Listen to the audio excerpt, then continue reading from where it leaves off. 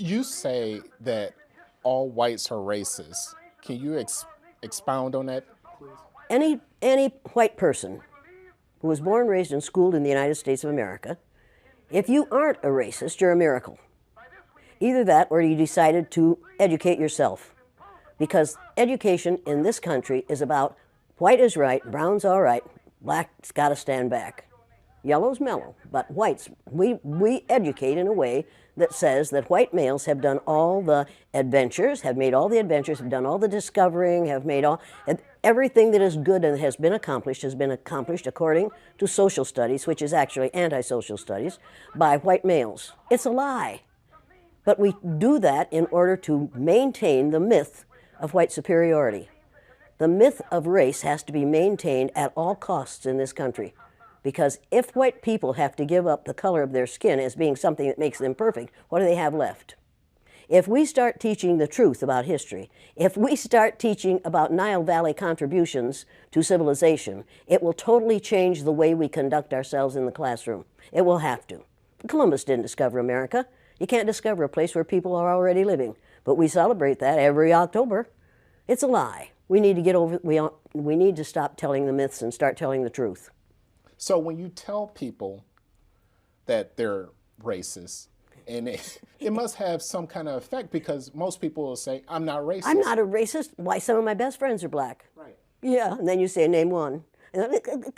Or this one, I don't see color. And when some woman says to me, I don't see color, I say, I knew that if you saw color, you wouldn't dye your hair that way. Or I say, if you saw color, you wouldn't wear that shirt with those pants. I believe that you don't see color. It's an attempt to deny skin color. And it's an attempt to deny what's wrong with seeing the color of my skin. Is it all right for you to see me kind of pink? That's okay for me. I don't mind. And I suspect that you don't mind being seen the color you are. You have a right to be what you are.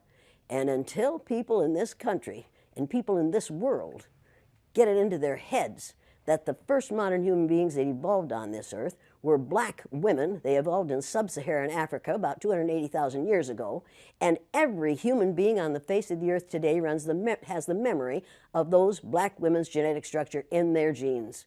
Now, we don't want to admit that, but that's the way it is.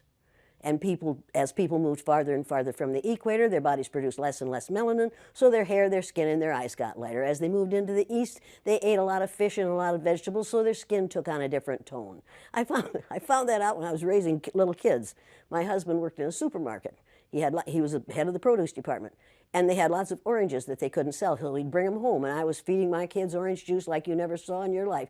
They began to have an orange cast to their skin. I thought they had a liver problem. So I took them to the doctor, and she said, what are you feeding these kids? I said, well, lots of orange juice. She said, stop it if you want them to stop being orange.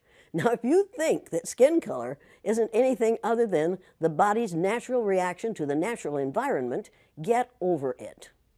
So if all white people are racist, according to you, can they be reprogrammed? Of course they can. Of course they can. Of How? course they can be. It's called education. I'm an educator. The word educator comes from the root duc dus, which means lead, the prefix e, which means out, the suffix ate, which means the act of, and the suffix or, which means one who does. An educator is one who is engaged in the act of leading people out of ignorance. Now, I know you can change them.